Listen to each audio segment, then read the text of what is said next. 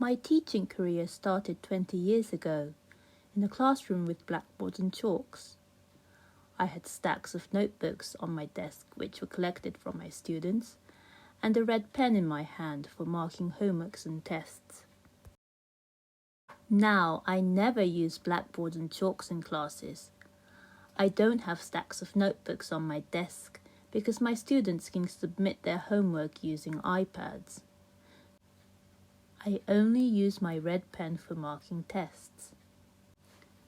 I'm teaching in a classroom with a big wall of a whiteboard and a projector, with an iPad and an Apple Pencil in my hands. And often, my MacBook Air on my desk as well. I had never imagined my teaching environment will change this drastically 20 years ago.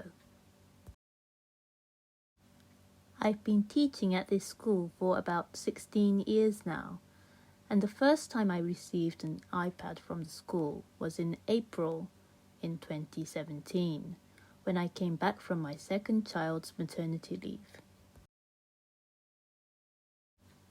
My colleagues had started teaching with iPads from the previous year, and many were already becoming used to using Apple applications.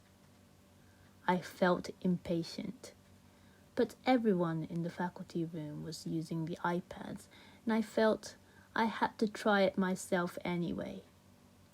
I was lucky that I was using an iPhone. I was persuaded by my sister to start using an iPhone when I visited her in the UK in 2014, and so I was a little familiar with the iOS. I felt I could catch up. I knew I could catch up. I immediately looked through various applications and manuals and took the Apple Teacher tests. With my motivation, I was able to be certified as an Apple teacher, but that was just the beginning. I started fiddling with keynotes, pages, iMovies and clips, but couldn't think of a good way of using those brilliant tools in teaching. I had a stereotypical mind. I felt it was difficult to bring in a new style into the original lesson style I used to take. Now that I think about it, I was just starting out myself, and so I wasn't ready to use the new technology for teaching my students. I had no confidence. I didn't have enough room for changing my ways of teaching. For some of the activities, I even had a thought that it was better to use paper at that time. I also didn't want to make mistakes. I didn't want the students to feel unconfident. I thought it would take too much time to teach using the device, but wanted to teach English instead. I wanted to take on the safe side. I wanted to challenge, but on the other hand, I didn't want to challenge. I had contradictory feelings. It took me more than 2 years to feel comfortable teaching with devices without blackboards and chalks. Actually, the students made me comfortable. They taught me that teaching with iPads and Apple Pencils is groundbreaking and rational. Students who were not so confident in writing on papers had smiles on their faces when they were writing on iPads. They could erase things easily on iPads, no eraser dusts, no messy papers. iPads and Apple Pencils were their saviors.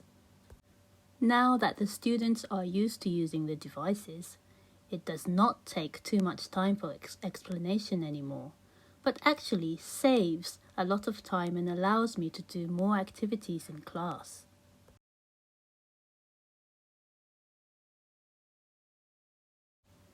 People who know me very well would probably agree that overall I'm a diligent person who is dedicated to work, but rather a conservative person who doesn't want to make a great change or take a risk to disappoint other people.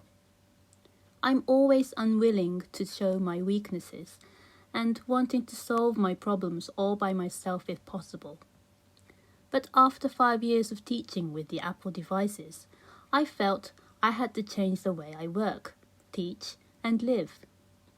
I think this is because I had to ask for more help in order to learn how to teach in the new environment. I feel I became more flexible and is more confident in asking my colleagues for support.